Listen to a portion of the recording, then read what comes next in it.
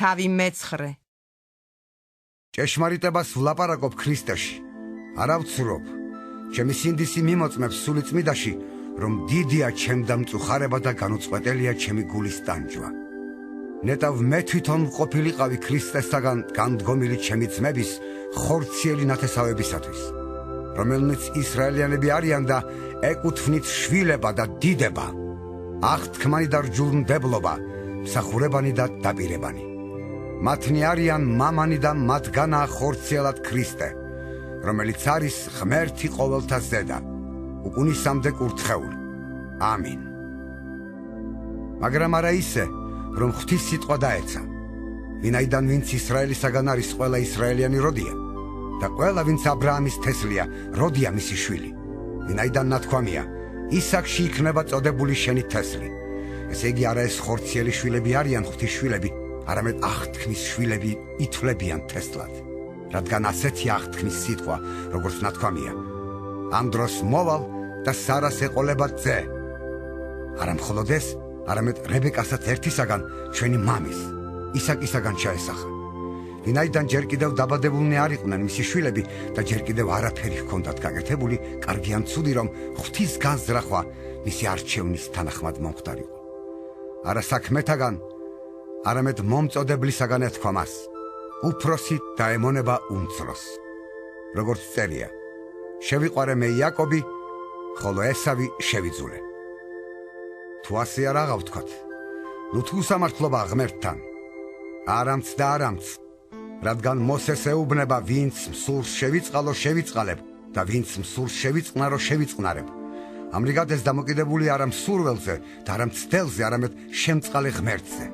ვინაიდან წერილი ეუბნება ფარაონს, სწორედ ამისათვის დაგაყენე შენ, რომ შენზე ვაჩვენო ჩემი ძალა, რათა განითქვას ჩემი სახელი მთელ დედამიწაზე.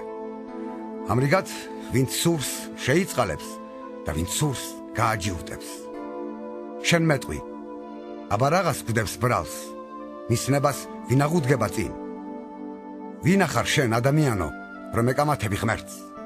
განაქმნილება ეტყვის შემოქმედს, რატომ შემქმენიო ასე? ნუ თუ მეკეცეს უფლება არ აქვს თიხაზე, რომ თავისი მოზელილი თიხიდან ზოგი საპატიო ჭურჭელი გააკეთოს, ზოგიც უპატიო. მაშრა, თუ ღმერთი, რომელსაც სურს თავისი რისხვის ჩვენება და ძლიერების უწყება, მრავალი სულგრძელობით ითმენს დასაღუპად გამზადებულ რისხვის ჭურჭლებს, რათა გამოაჩინოს თავისი დიდების სიუხვე წყალობის ჭურჭლებზე, რომლებიც წინასწარ გაამზადა სადიდებლად. ჩვენზე, რომელთაც მოგვიწოდა არა მარტო იუდეველთაგან, არამედ წარმართთაგანაც. როგორც ოსიასთან ამბობს, არა ჩემს ერს ვეტყვი ჩემს ერად და არა საყვარელს საყვარლად. და იმ ადგილზე, სადაც მათ ეთქვათ, თქვენ ჩემი ერი არა ხართ, იქ ეწოდებათ ცოცხალი ღვთისძენი. ხოლო ესაია ღაღადებს ისრაელზე, ისრაელიანთა რიცხვის ზღვის ქვიშასაც რომ ედრებოდეს, ნაწილი გადარჩება, რადგან თავის სიტყვას ბოლომდე და დაუყოვნებლივ შეასრულებს უფალი დედამიწაზე. და როგორც თქვა ესაიამ წინასწარ, უფალ ცაბაოთს, რომ არ დაეტოვებინა ჩვენი თესლი, ვიქნებოდით სოდომელებივით და დავემსგავსებოდით გომორელებს. მაშ რაღა ვთქვათ? წარმართებმა, რომლებიც სიმართლეს არ მისდევენ, მიიღეს სიმართლე რწმენისაგან, ხოლო ისრაელმა, რომელიც სიმართლის რჯულს ეძებდა, ვერ მიაღწია სიმართლის რჯულს. რატომ? იმიტომ რომ რწმენაში კი არ ეძებდა, არამედ რჯულის საქმეებში, ვინაიდან შებრკოლდნენ შებრკოლების ლოდზე. როგორც წერია, აჰა, დავდებს სიონში შებრკოლების ლოდს და საცდურის კლდეს და ყოველი, ვისაც წამს იგი, არ შერცხვება.